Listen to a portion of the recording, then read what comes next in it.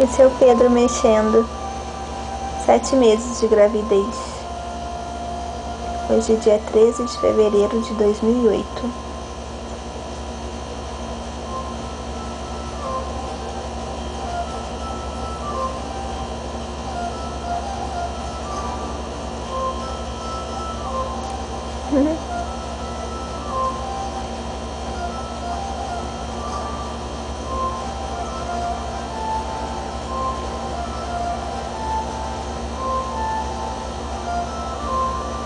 O primeiro filho deve nascer no final de abril de 2008. Ele é muito safadinho, porque ele mexe muito.